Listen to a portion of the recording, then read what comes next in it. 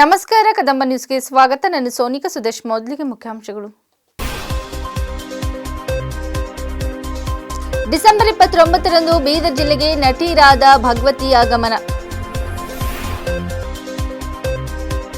ದ್ವೇಷ ಭಾಷಣ ತಡೆ ಮಸೂದೆ ಅಂಕಿತ ಹಾಕದಂತೆ ರಾಜ್ಯಪಾಲರಿಗೆ ಶಾಸಕ ಶರಣು ಸಲಗರ್ ಮನವಿ. ಮಾನವೀಯತೆ ಮೆರೆದ ಕಾಂಗ್ರೆಸ್ ಮುಖಂಡ ಡಾ ಭೀಮಸೇನರಾವ್ ಸಿಂಧೆ.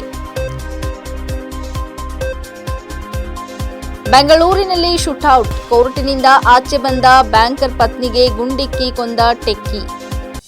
ಸುಗ್ನೆಯ ವಿವರಗಳು.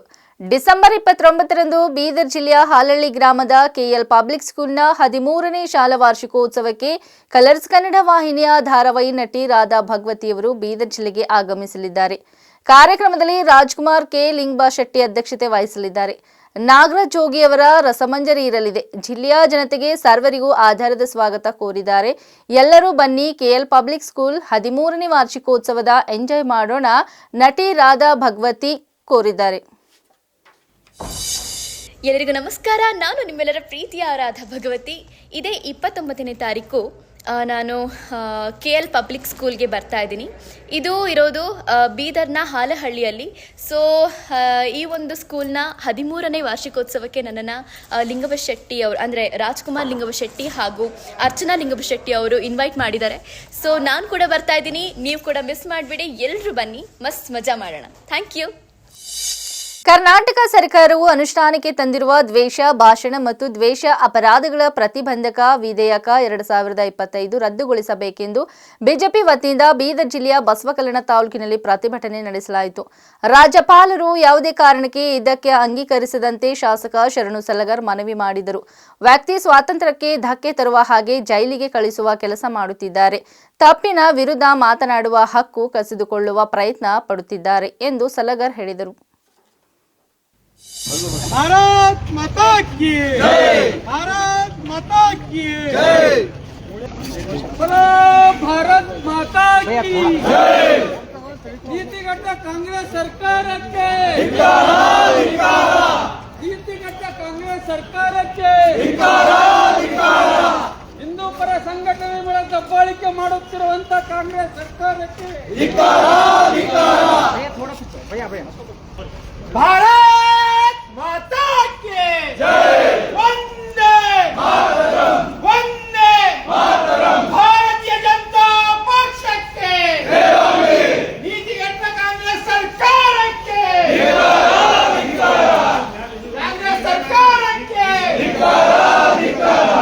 ದ್ವೇಷ ಭಾಷಣದ ಏನು ಬಿಲ್ಲನ್ನ ನಾವೆಲ್ಲರ ವಿರೋಧದ ಮಧ್ಯೆಯೂ ಕೂಡ ಬಿಲ್ ಪಾಸ್ ಮಾಡಬೇಕು. ಸಮಸ್ತ 7 ಕೋಟಿ ಜನರ ಬಾಯಿಯನ್ನ ಮುಚ್ಚಿಸಬೇಕು ಅಂತಕ್ಕಂಥ ಹುನ್ನಾರವನ್ನು ಮಾಡತಕ್ಕಂಥ ಈ ರಾಜ್ಯ ಸರ್ಕಾರದ ವಿರುದ್ಧ ಅಧ್ಯಕ್ಷರು, ಪ್ರಧಾನ ಕಾರ್ಯದರ್ಶಿಗಳು, ಎಲ್ಲ ಸಮಸ್ತ ಪಕ್ಷದ ಮುಖಂಡರುಗಳು, ಕಾರ್ಯಕರ್ತರು, ವಿಶೇಷವಾಗಿ ನನ್ನೆಲ್ಲ ಪತ್ರಕರ್ತ ಸ್ನೇಹಿತರೆ, ನಾವು ಪ್ರತಿಭಟನೆಯನ್ನ ಕಾಂಗ್ರೆಸ್ ಸರ್ಕಾರದ ವಿರುದ್ಧ ಇವತ್ತು ವಿಶ್ವಗುರು ಬಸವಣ್ಣನವರ ಭೂಮಿಯಲ್ಲಿ ಹಮ್ಮಿಕೊಂಡಿದ್ದೇವೆ. ಏನು ಡಾಕ್ಟರ್ ಬಾಬಾ ಸಾಹೇಬ್ ಅಂಬೇಡ್ಕರ್ ಅವರು ಆರ್ಟಿಕಲ್ 19ರಲ್ಲಿ ಮಾತನಾಡತಕ್ಕಂಥ ಸ್ವಾತಂತ್ರ್ಯ ಈ ಪ್ರತಿಯೊಬ್ಬ ಭಾರತೀಯನಿಗೂ ಇತ್ತು. ಇವತ್ತು ನಾವು ಅಧಿವೇಶನದಲ್ಲಿ ಈ ರೈತರ ಬಗ್ಗೆ, ರೈತರಿಗೆ ಪರಿಹಾರ ಕೊಡ್ರಿ, ರೈತರಿಗೆ ಇನ್ಶೂರೆನ್ಸ್ ಕೊಡ್ರಿ ಅಂತ ಹೇಳಿ ನಾವು ಮೊನ್ನೆ ನಡೆದಂತ ಬೆಳಗಾವಿ ಅಧಿವೇಶನದಲ್ಲಿ ನಾವು ಮಾತನಾಡಿದೀವಿ. ಪಕ್ಕದ ಮಹಾರಾಷ್ಟ್ರ ರಾಜ್ಯದಲ್ಲಿ ರೈತರಿಗಾಗಿ ಅಲ್ಲಿನ ಮುಖ್ಯಮಂತ್ರಿಗಳು ದೇವೇಂದ್ರ ಫಡ್ನವೀಸ್ ಅವರು ಎಷ್ಟು ಪರಿಹಾರ ಕೊಟ್ಟರಂತಕ್ಕಂಥದ್ದು ನಾವು ಮಹಾರಾಷ್ಟ್ರದ ಪರಿಹಾರ ಪೋರ್ಟಲ್ದೊಳಗೆ ಹೋಗಿ ನೋಡ್ರಿ. 31,628 ಕೋಟಿ ಆ ರೈತರಿಗೆ ಹಣ ಕೊಟ್ಟಿದ್ದು. ಕರ್ನಾಟಕ ಸರ್ಕಾರದ ಪರಿಹಾರ ಪೋರ್ಟಲ್ ಹೋಗಿ ನೋಡ್ರಿ, ಇನ್ನಾದ್ರೂ 2,500 ಕೋಟಿನೂ ಕ್ರಾಸ್ ಆಗಿಲ್ಲ. ಮಹಾರಾಷ್ಟ್ರ ಮಾದರಿದೊಳಗ ತಾವು ಪರಿಹಾರ ಕೊಡ್ರಿ, ರೈತರು ಕಷ್ಟದೊಳಗರ ಅವ್ರಿಗೆ ಕೈ ಹಿಡಿತಕ್ಕಂತ ಕೆಲಸ ಮಾಡ್ರಿ, ಅವ್ರಿಗೆ ಕಣ್ಣೀರು ಒರೆಸ್ತಕ್ಕಂತ ಕೆಲಸ ಮಾಡ್ರಿ ಅಂತ ಹೇಳಿ ನಾವು ಬೆಳಗಾವಿ ಅಧಿವೇಶನದಲ್ಲಿ ಪರಿಪರಿಯಾಗಿ ನಾವು ಬೇಡ್ಕೊಂಡೆವು. ಆದ್ರೆ ಈ ಕಾಂಗ್ರೆಸ್ಸಿನ ನಾಯಕರಿಗೆ ಕರ್ನಾಟಕದ ಜನ ನಮ್ಮ ವಿರುದ್ಧ ಯಾರು ಮಾತಾಡಬಾರ್ದು, ನಾವು ಏನೇ ಮಾಡಿದ್ರು ಅವ್ರ ಮಾತು ಬಂದ್ ಮಾಡಬೇಕು, ವಾಕ್ ಸ್ವಾತಂತ್ರ್ಯದ ಹರಣವನ್ನು ಮಾಡಬೇಕು, ನಮ್ಮೆಲ್ಲರದು ಇಡೀ ರಾಜ್ಯದ ಹೋರಾಟಗಾರರ ಬಾಯಿ ಬಂದ್ ಮಾಡಬೇಕಂತಕ್ಕಂಥ ನಿಟ್ಟಿನಲ್ಲಿ ಇವತ್ತು ಈ ದ್ವೇಷ ಭಾಷಣದ ಬಿಲ್ಲನ್ನ ಏನ್ ತಂದ್ರಲ್ಲ ಅದಕ್ಕೆ ನಾವು ಸಮಸ್ತ ಎಲ್ಲ ಭಾರತೀಯ ಜನತಾ ಪಾರ್ಟಿ ಅಷ್ಟೇ ಅಲ್ಲ, ನಾವು ಇಡೀ ರಾಜ್ಯದ ತುಂಬಾ ಹೋರಾಟ ಮಾಡ್ತೇವೆ. ನಮ್ಮ ಉದ್ದೇಶ ಏನಂದ್ರ ನಾವು ರಾಜ್ಯಪಾಲರಿಗೆ ಮನವಿಯನ್ನ ಮಾಡ್ತೇವೆ, ಅದಕ್ಕೆ ತಾವು ಸಹಿ ಹಾಕ್ಬೇಡ್ರಿ, ಆ ಬಿಲ್ಲಿಗೆ ತಾವು ಒಪ್ಪಬೇಡ್ರಿ ಅಂತ ಹೇಳಿ ನಮ್ಮ ಪ್ರತಿಭಟನೆ ಇದೆ. ಇವತ್ತು ನಮಗೆ ಅನ್ಯಾಯ ಆದಾಗ ನಾವು ಮಾತಾಡಬಾರ್ದ, ನಮಗೆ ನೋವಾದಾಗ ನಾವು ಮಾತಾಡಬೇಕು. ಈ ರಾಜ್ಯದೊಳಗೆ ರೈತರಿಗೆ ಶೋಷಣೆ ಆದಾಗ ರೈತರು ಮಾತಾಡಬೇಕು. ವಾಕ್ ಸ್ವಾತಂತ್ರ್ಯದ ಹರಣ ಮಾಡ್ತಕ್ಕಂಥದ್ದು 100ಕ್ಕೆ 100 ಮತ್ತೆ ಇಂದಿರಾ ಗಾಂಧಿ ಅವರು ಈ ದೇಶದಲ್ಲಿ ಏನು ತುರ್ತು ಪರಿಸ್ಥಿತಿ ತಂದಿರಲ್ಲ, ನನಗನ್ನಿಸ್ತಾ ಇದೆ ಇದು ಅದಕ್ಕಿಂತ ಖತರ್ನಾಕ್ ಕಾನೂನು. ಇದು 10 ವರ್ಷ ಜೈಲು, ಇದಕ್ಕ ನಾನ್ ಬೇಲೇಬಲ್. ಮತ್ತೊಂದ್ಸಲ ತುರ್ತು ಪರಿಸ್ಥಿತಿಯ ನೆನಪು ಈ ರಾಜ್ಯದ ಜನರಿಗೆ ತಾವು ನೆನಪು ಮಾಡ್ತಾ ಇದ್ದೀರಿ. ಔರಾದ್ ಬೀದರ್ ರಾಷ್ಟ್ರೀಯ ಹೆದ್ದಾರಿ ಮಾರ್ಗದಲ್ಲಿ ವಾಹನವೊಂದು ಎಮ್ಮೆಗೆ ಡಿಕ್ಕಿ ಹೊಡೆದ ಪರಿಣಾಮ ತಕ್ಷಣ ಸ್ಥಳಕ್ಕೆ ಧಾವಿಸಿದ ಕಾಂಗ್ರೆಸ್ ಮುಖಂಡ ಡಾಕ್ಟರ್ ಭೀಮಸೇನ್ ರಾವ್ ಸಿಂಧೆ ಅವರು ಎಮ್ಮೆಗೆ ಪಶು ಆಸ್ಪತ್ರೆಗೆ ರವಾನೆ ಮಾಡುವ ಮುಖಾಂತರ ಮಾನವೀಯತೆ ಮೆರೆದಿದ್ದಾರೆ. ಡಿಕ್ಕಿಯ ಪರಿಣಾಮ ಎಮ್ಮೆಗೆ ಗಂಭೀರ ಗಾಯಗಳಾಗಿವೆ. ಪಶು ವೈದ್ಯರಿಗೆ ಕರೆ ಮಾಡಿ ಎಮ್ಮೆಗೆ ಸೂಕ್ತ ಚಿಕಿತ್ಸೆ ನೀಡುವಂತೆ ಹೇಳಿದರು. ಎಮ್ಮೆಯ ಮಾಲೀಕನಿಗೆ ಪರಿಹಾರ ಒದಗಿಸುವುದಾಗಿ ಭರವಸೆ ನೀಡಿದರು.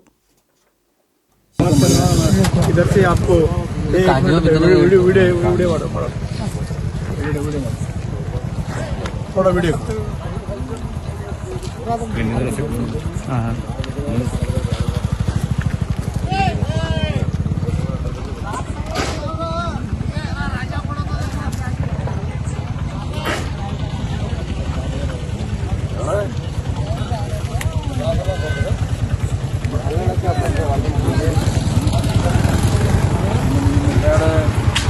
कैलेंडर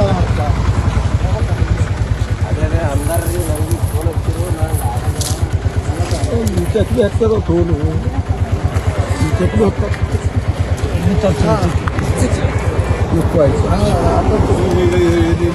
ಇಲ್ಲ ಇಲ್ಲಿ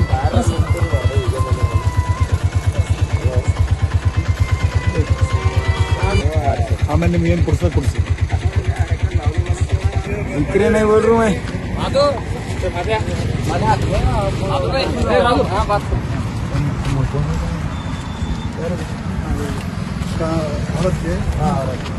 ದಿನೇಶ್ವರ ಒಂದು ಎಮ್ಮಿ ಹೈವೇಲಿ ಬಂದು ಒಂದು ಕಾರ್ ಆಕ್ಸಿಡೆಂಟ್ ಆಗಿದೆ. ಕಾರ್ ಪೂರ್ತಿ ಎಲ್ಲ ಜಖಮ್ ಆಗಿಬಿಟ್ಟಿದೆ, ಲಾಸ್ ಆಗಿದೆ. ಅದು ಅಕಸ್ಮಾತ್ತಾಗಿ ಎಮ್ಮಿ ಬಂದಿದೆ. ಆ ವೆಟರ್ನರಿ ಡಾಕ್ಟರ್ ಮಾತಾಡಿ ಏನೇನು ಅದಕ್ಕೆ ಟ್ರೀಟ್ಮೆಂಟ್ ಕೊಡಬೇಕು ಎಲ್ಲ ಕೊಡಕ್ಕೆ ಕೈನಿ ಇಬ್ಬರಿಗೆ ಸೆಟ್ಲ್ ಮಾಡಿ ಯಾರಿಗೆ ಏನಾಗೋದು ಬೇಡ. ರಾಜಧಾನಿ ಬೆಂಗಳೂರಿನಲ್ಲಿ ಮಂಗಳವಾರ ಗಂಡ ಹೆಂಡತಿ ಜಗಳ ಸಾವಿನಲ್ಲಿ ಅಂತ್ಯವಾಗಿದ್ದು, ಬ್ಯಾಂಕರ್ ಪತ್ನಿ ಜೊತೆ ಜಗಳ ಮಾಡಿದ ಟೆಕ್ಕಿ ಪತಿ ಏಕಾಏಕಿ ಗನ್ ತೆಗೆದು ಗುಂಡಿನ ದಾಳಿ ನಡೆಸಿರುವ ಘಟನೆ ಬಸವೇಶ್ವರ ನಗರದ ವೆಸ್ಟಿನ್ ಹೋಟೆಲ್ ಬಳಿ ನಡೆದಿದೆ. ಬಾಲ್ಮುರ್ಗಾನ್ ಎಂಬ ವ್ಯಕ್ತಿ ತನ್ನ ಪತ್ನಿ ಭುವನೇಶ್ವರಿ ಮೇಲೆ ಗುಂಡು ಹಾರಿಸಿದ್ದು, ಗುಂಡೇಟಿನಿಂದ ಗಂಭೀರ ಗಾಯಗೊಂಡಿದ್ದ ಪತ್ನಿ ಆಸ್ಪತ್ರೆಯಲ್ಲಿ ಸಾವನ್ನಪ್ಪಿದ್ದಾಳೆ. ಬಾಲ್ಮುರ್ಗನ್ ಅವರಿಂದ ವಿಚ್ಛೇದನ ಕೋರಿ ಭುವನೇಶ್ವರಿ ಅವರು ಅರ್ಜಿ ಸಲ್ಲಿಸಿದ್ದು, ಈ ಸಂಬಂಧ ಇಂದು ನ್ಯಾಯಾಲಯಕ್ಕೆ ಹಾಜರಾಗಿ ವಾಪಸ್ ಬರುತ್ತಿರುವಾಗಲೇ ಬಾಲ್ಮುರ್ಗನ್ ನಡು ರಸ್ತೆಯಲ್ಲೇ ಪತ್ನಿಯನ್ನು ಗುಂಡಿಕ್ಕಿ ಹತ್ಯೆ ಮಾಡಿದ್ದಾನೆ. ಈ ಶೂಟೌಟ್ನಿಂದ ಬಸವೇಶ್ವರ ನಗರವೇ ಬೆಚ್ಚಿ ಬಿದ್ದಿದೆ. ಹೆಂಡತಿ ಮೇಲೆ ಗುಂಡು ಹಾರಿಸಿದ ಬಳಿಕ ಮುರುಘನ್ ರಾವ್ ನೇರವಾಗಿ ಮಾಗಡಿ ರಸ್ತೆ ಪೊಲೀಸ್ ಠಾಣೆಗೆ ಹೋಗಿ ಶರಣಾಗಿದ್ದಾನೆ.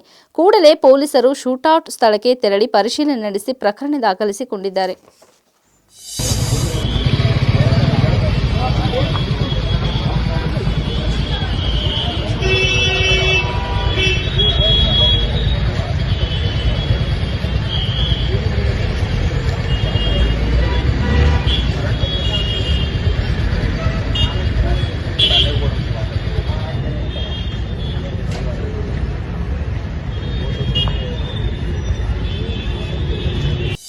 ಮುಂದಿನ ವರ್ಷ ಮಾರ್ಚ್ ತಿಂಗಳ ವೇಳೆಗೆ ಕೋರಮಂಗಲದಿಂದ ಸರ್ಜಾಪುರವರೆಗಿನ 5.50 ಕಿಲೋಮೀಟರ್ ಉದ್ದದ ಬಫರ್ ರಸ್ತೆ ಕಾಮಗಾರಿ ಪೂರ್ಣಗೊಳ್ಳಲಿದೆ ಎಂದು ಡಿಸಿಎಂ ಡಿಕೆ ಶಿವಕುಮಾರ್ ಅವರು ತಿಳಿಸಿದರು. ಗ್ರೇಟರ್ ಬೆಂಗಳೂರು ಪ್ರಾಧಿಕಾರ ವ್ಯಾಪ್ತಿಯಲ್ಲಿ ರಾಜಕಾಲುವೆ ಪಕ್ಕದಲ್ಲಿ ಸಂಚಾರಿಯುಕ್ತ ಬಫರ್ ರಸ್ತೆ ನಿರ್ಮಾಣ ಕಾಮಗಾರಿಗಳನ್ನು ಬೆಂಗಳೂರು ನಗರಾಭಿವೃದ್ಧಿ ಸಚಿವರಾಗಿರುವ ಶಿವಕುಮಾರ್ ಅವರು ಪರಿಶೀಲನೆ ನಡೆಸಿದರು. ಮಾಧ್ಯಮಗಳ ಜೊತೆ ಮಾತನಾಡಿದರು. ಬಫರ್ ರಸ್ತೆಗಳು ಬೆಂಗಳೂರಿನ ಪಾಲಿಗೆ ಇತಿಹಾಸ ಸೃಷ್ಟಿ ಮಾಡಲಿರುವ ರಸ್ತೆಗಳಾಗಲಿವೆ. ಕೆರೆಗಳು ಹಾಗೂ ರಾಜಕಾಲುವೆ ಪಕ್ಕದಲ್ಲಿರುವ ಬಫರ್ ವಲಯದಲ್ಲಿ ರಸ್ತೆ ನಿರ್ಮಾಣ ಮಾಡಿ ಸಂಚಾರ ದಟ್ಟಣೆ ನಿಯಂತ್ರಣ ಮಾಡಲು ಮುಂದಾಗಿದ್ದೇವೆ. ಮೊದಲ ಹಂತದಲ್ಲಿ 300 ಕಿಲೋಮೀಟರ್ ಉದ್ದದ ರಸ್ತೆ ನಿರ್ಮಿಸಲು ಗುರುತಿಸಲಾಗಿದೆ ಎಂದು ತಿಳಿಸಿದರು. ಈ ರಸ್ತೆ ಎಂಜಿ ರಸ್ತೆಯಿಂದ ಬೆಳ್ಳಂದೂರಿನವರೆಗೆ ಸಾಗಲಿದೆ. ಮಿಲಿಟರಿಯವರು ಈ ಭಾಗದಲ್ಲಿ ರಸ್ತೆ ನಿರ್ಮಾಣಕ್ಕೆ ಜಾಗ ನೀಡಿದ್ದಾರೆ.